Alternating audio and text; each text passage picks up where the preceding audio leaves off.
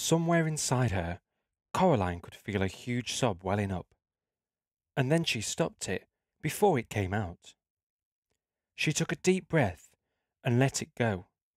She put out her hands to touch the space in which she was imprisoned. It was the size of a broom cupboard, tall enough to stand in or to sit in, not wide or deep enough to lie down in. One wall was glass, and it felt cold to the touch. She went around the tiny room a second time, running her hands over every surface that she could reach, feeling for doorknobs or switches or concealed catches, some kind of way out, and found nothing. A spider scuttled over the back of her hand, and she choked back a shriek. But apart from the spider, she was alone in the cupboard, in the pitch dark. And then her hand touched something that felt for all the world like somebody's cheek and lips, small and cold, and a voice whispered in her ears, "Shh," and "Shh." Say nothing, for the beldam might be listening. Coraline said nothing. She felt a cold hand touch her face, fingers running over it like the gentle beat of a moth's wings.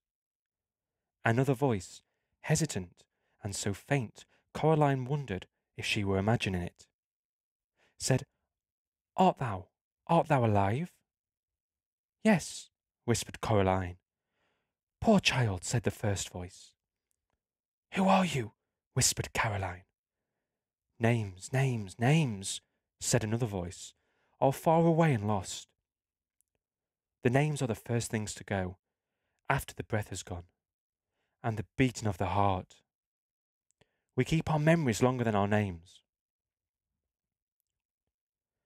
I still keep pictures in my mind of my governess on some May morning, carrying my hoop and stick, and the morning sun behind her, and all the tulips bobbing in the breeze.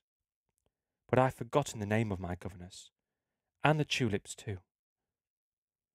"I don't think tulips have names," said Coraline. "They're just tulips." "Perhaps," said the voice sadly. "But I have always thought that these tulips must have had names. They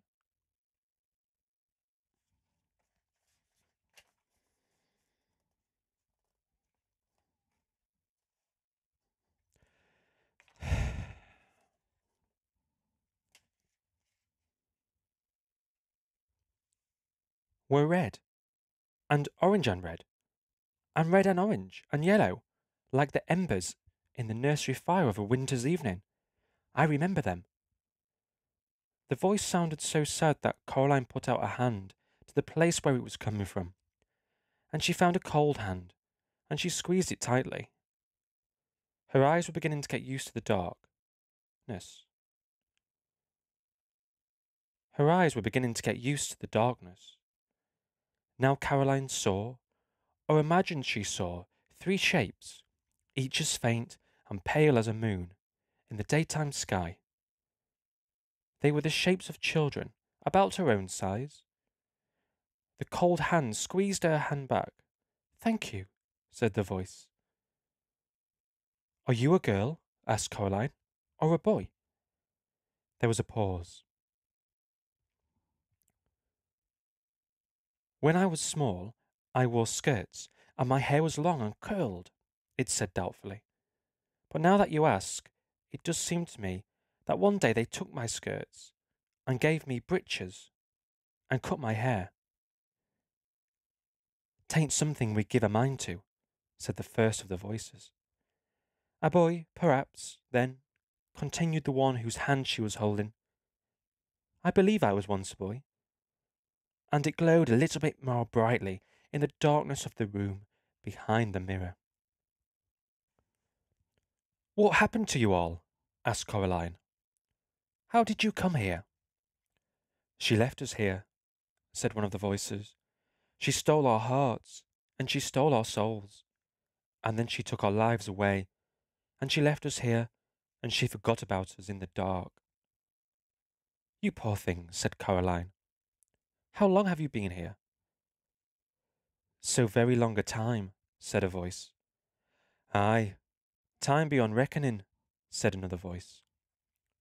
I walked through the scullery door, said the voice of the one that thought it might be a boy, and I found myself back in the parlour, but she was waiting for me. She told me she was my other mamma, but I never saw my true mamma again. Flee, said the very first of the voices. Another girl, Coraline fancied. Flee, while there's still air in your lungs and blood in your veins and warmth in your heart. Flee, while you still have your mind and your soul. I'm not running away, said Coraline. She has my parents. I came to get them back. But she'll keep you here, whilst the days turn to dust, and the leaves fall, and the years pass one after the next, like the tick, tick, ticking of a clock. No, said Caroline, she won't. There was silence. Then in the room behind the mirror, peradventure, said a voice in the darkness, if you could win your mamma and your papa back from the bedlam, you could also win for your souls. Has she taken them? Asked Caroline, shocked. Aye, and hidden them. That is why we could not leave here. When we died, she kept us and she fed on us, until now we're nothing left of ourselves, only snakeskins and spider husks. Find our secret hearts, young mistress. And what will happen to you if I do? Asked Coraline. The voices said nothing. And what is she going to do to me? She said. The pale fingers pulsed faintly. She could imagine that they were nothing more than after-images, like the glow left by a bright light in your eyes after the lights go out. It does not hurt, whispered one faint voice. She will take your life, and all you are, and all you carest for, and she will leave you with nothing but mist and fog. She'll take your joy, and one day you'll awake and your heart and your soul will have gone. A husk you'll be, a wisp you'll be, and a thing no more than a dream on waking, or a memory of something forgotten. Hollow, whispered the third voice. Hollow, hollow, hollow, hollow. You must flee, sighed a voice faintly. I don't think so, said Coraline. I tried running away and it didn't work. She just took my parents.